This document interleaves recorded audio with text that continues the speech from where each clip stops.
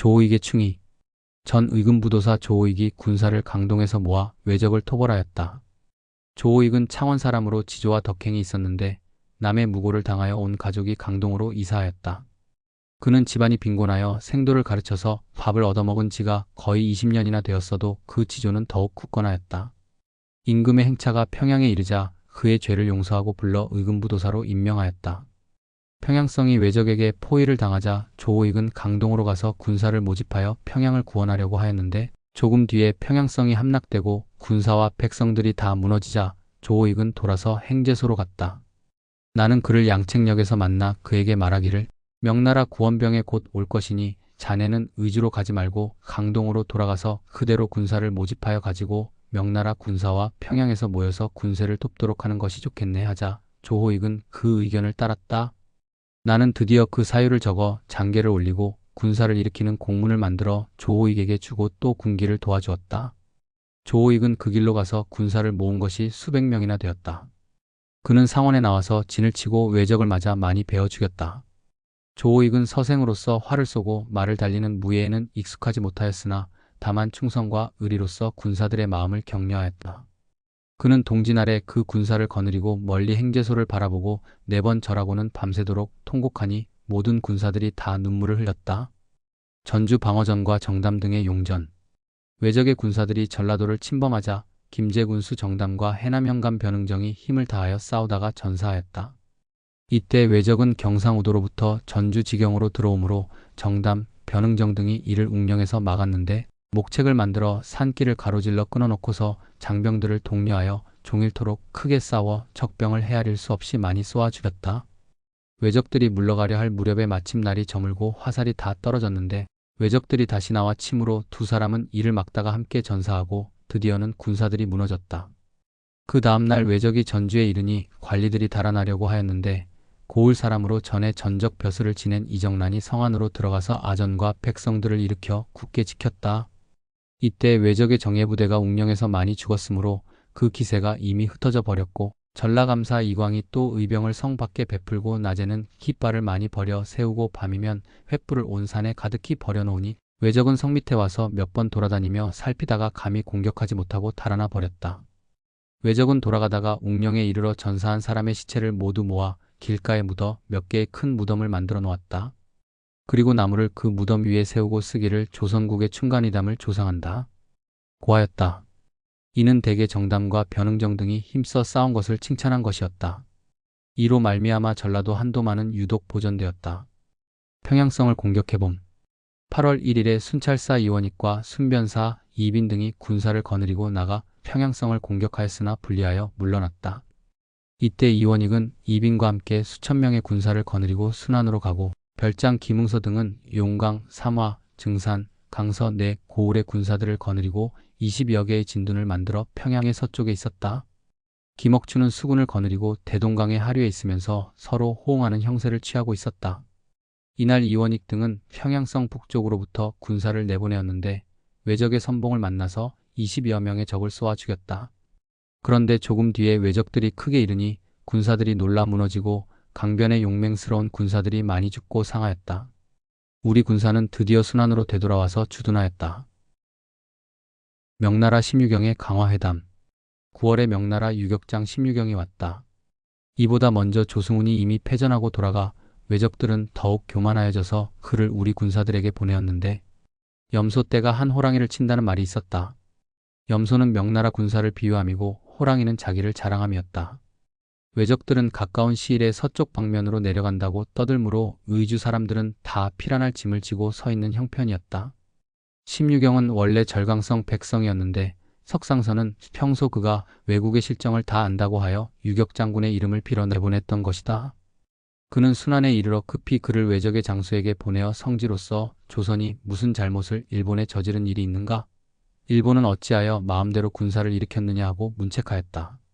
이때 왜적의 변고가 갑자기 일어나고 또 그 잔인하고 혹독함을 사람마다 두려워하여 감히 그들의 병영을 엿보는 사람이 없었는데 심유경은 노란 보자기에 편지를 싸서 부하 한 사람을 시켜 등에 지고 말을 달려가게 하여 포통문으로부터 성안으로 들어가게 하였다.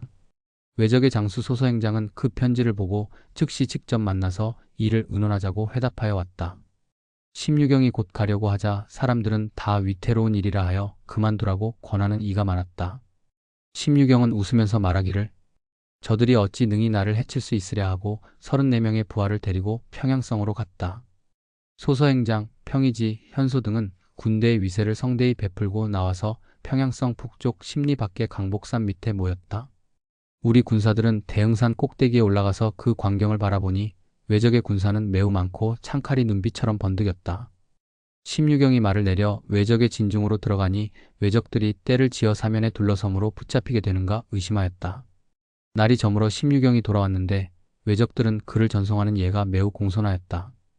그 다음날 소서행장은 그를 보내 안부를 묻고 말하기를 대인께서는 시퍼런 칼날 속에서도 낯빛이 하나 변하지 않으시니 비록 일본 사람이라 하더라도 이보다 더할 수 없겠습니다. 하였다. 심유경은 이에 대답하기를 너희들은 당나라 때 곽영공이 있었다는 말을 듣지 못하였는가?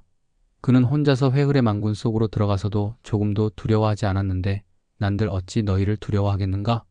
하였다.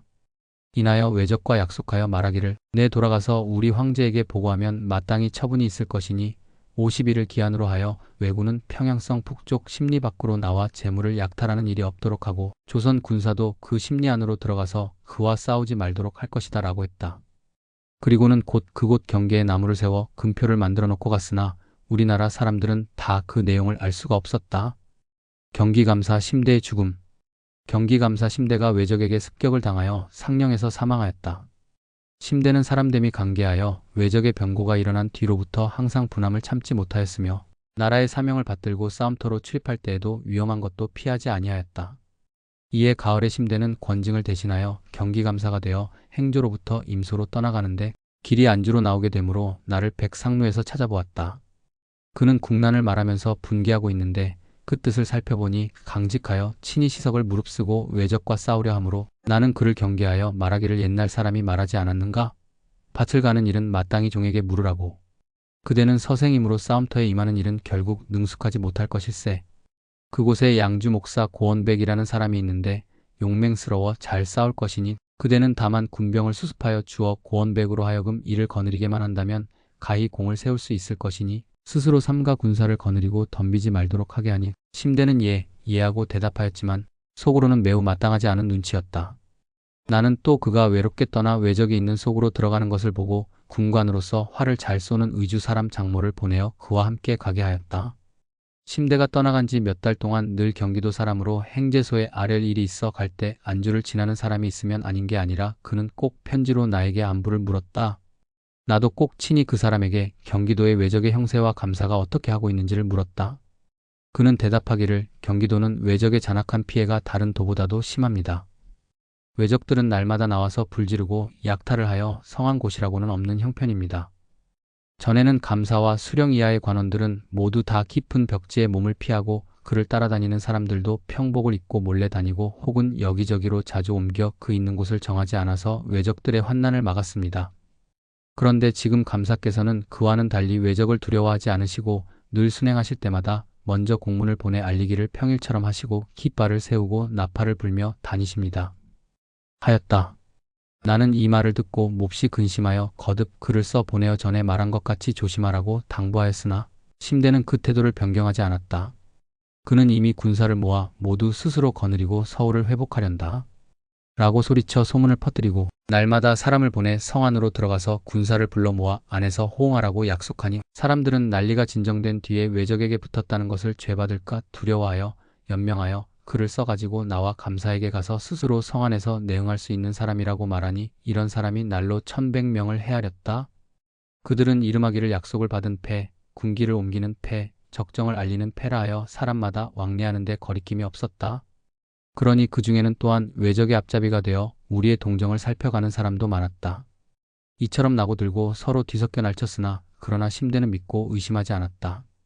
이때에 이르러 심대는 상령군에 있었는데 외적들은 이것을 탐정하여 알고는 몰래 대탄을 건너와서 밤에 습격하였다. 심대는 놀라 일어나서 옷을 입고 달아나니 외적들이 쫓아와서 그를 죽였다. 군관 장모도 역시 함께 죽음을 당하였다. 외적들이 물러간 뒤에 경기도 사람들은 그 시체를 거두어 임시로 상령군 안에 장사 지냈다. 며칠 뒤에 외적이 다시 나와서 그 머리를 베어 가져다가 서울의 종로 거리 위에 매달았는데 560일이 지나도 그 얼굴빛이 산 사람과 같았다. 경기도 사람들은 그 충의를 애석하게 여겨 서로 재물을 모아가지고 파수 보는 외적에게 뇌물을 주고 그 머리를 찾아내어 함에 넣어 강화도로 보냈다가 외적이 물러간 뒤에 그 시체와 함께 고향산으로 환송하여 장사 지냈다. 심대는 청송 사람으로 그의 자는 공망이다. 그 아들 대복은 조정에서 심대를 대신하여 벼슬을 주어 현감에 이르렀다.